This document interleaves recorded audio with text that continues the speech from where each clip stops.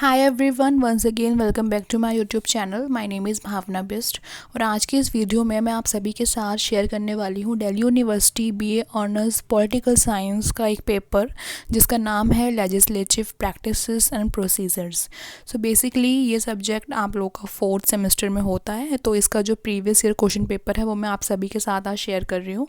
इसकी PDF मैं आपको टेलीग्राम पे शेयर कर दूँगी, तो आप सभी स्टूडेंट्स प्लीज़ टेलीग्राम ग्रुप को ज्वाइन कर लीजिए और आप मुझे इंस्टाग्राम पे फॉलो कर सकते हैं। दोनों का लिंक आपको डिस्क्रिप्शन बॉक्स में मिल जाएगा।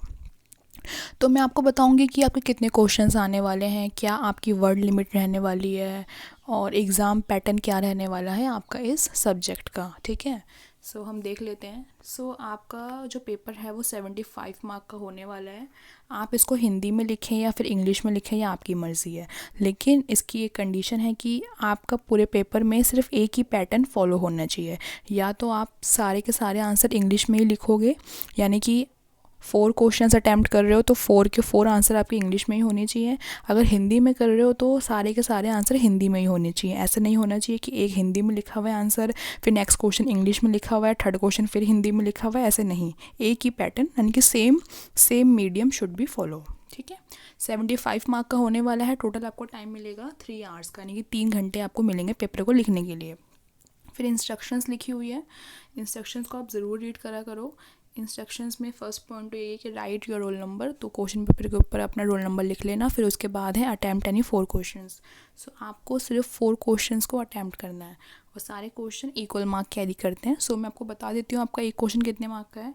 एक क्वेश्चन है आपका 18.75 मार्क का। ठीक है, और ऐसे करते करते आपके 4 क्वेश्चन है, तो इसको अगर आप इंटू 4 करेंगे तो आपका बन जाएगा 75 मार्क्स। ठीक है, बाकी जो मीडियम की बात है हिंदी इंग्लिश वो मैंने आपको बता ही दिया है।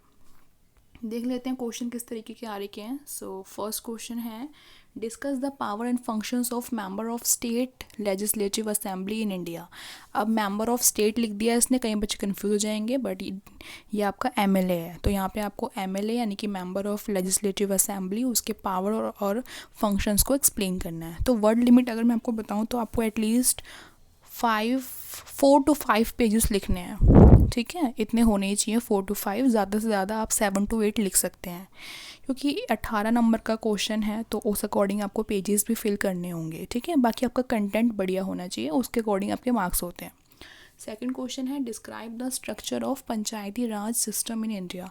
जो हमारा PRI है, यानी कि पंचायती राज इंस्टीट्यूशन है इंडिया में, विलेज लेवल की जिसको हम बोलते हैं, जो हमारी गवर्नेंस है, लोकल गवर्नेंस है, उसको आपको एक्सप्लेन करना है। इसको आप फर्स्ट सेमेस्टर से ही पढ़ते आ रहे हो। ठीक है, आपका जो CGDI का पेपर था, constitutional government and democracy in India, उसमें आप लोगों ने बहुत अच्छे से पढ़ लिया था PRI को।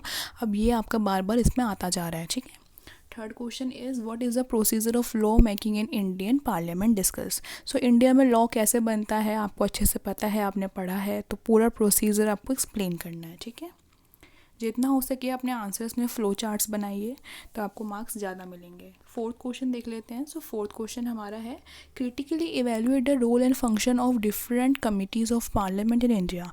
आपको पता है कि पार्लियामेंट की कमिटीज़ होती हैं, लाइक स्टैंडिंग कमेटी होती है, एडहॉक कमेटी होती है, बहुत सारी कमिटीज़ वगैरह जो भी होती हैं, आपको उसको एक्सप्लेन करना है। ठीक है, और मेनली जो आपकी स्टैंडिंग कमेटी है उसके ऊपर भी एक सेपरेट क्वेश्चन बन के आ जाता है, तो स्टैंडिंग कमेटी को आप अच्छे से लर्न कर लीजिए।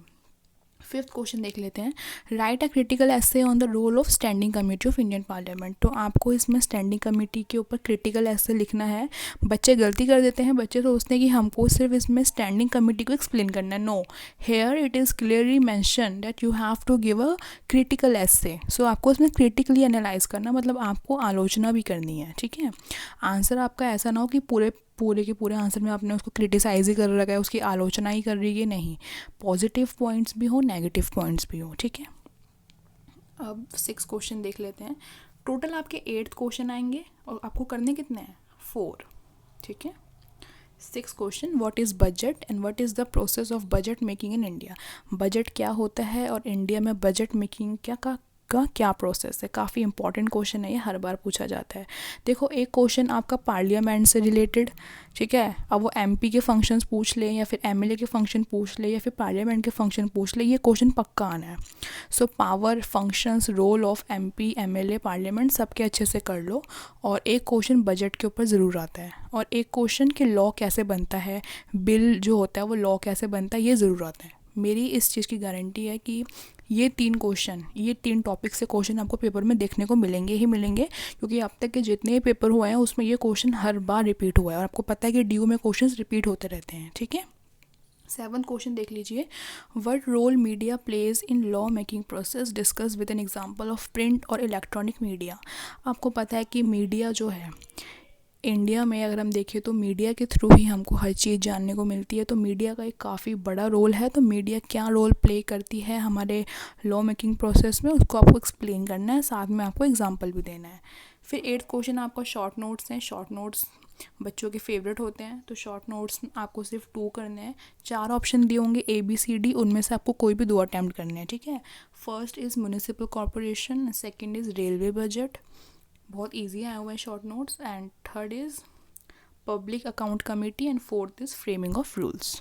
सो ये था आपका लेजिस्लेटिव प्रैक्टिसेस एंड प्रोसीजर्स का एक previous year question paper Delhi university का। आपको पता लग गया होगा कि क्वेश्चन पेपर का लेवल क्या होने वाला है और किस टॉपिक से कितने क्वेश्चंस पूछे जा रहे हैं। तो उस अकॉर्डिंग आप सभी स्टूडेंट्स अपनी प्रिपरेशन को शुरू कर दीजिए, ठीक है। बाकी मैंने टेलीग्राम ग्रुप बनाए रखा है, आप उसको ज्वाइन कर सकते हैं। कोई भी मैसेज वगैरह होता है तो मैं उसमें शेयर कर देती हूँ। और आई होप आपको एग्ज़ाम पैटर्न समझ में आ गया होगा, और किस सब्जेक्ट का आपको एग्ज़ाम पैटर्न जानना है, ब्लूप्रिंट जानना है, आप मुझे कमेंट करके बता दीजिए। इस वीडियो में सिर्फ इतना ही। अब हम मिलेंगे अपनी दूसरी वीडियो में, तब तक के लिए टेक केयर, बाय बाय।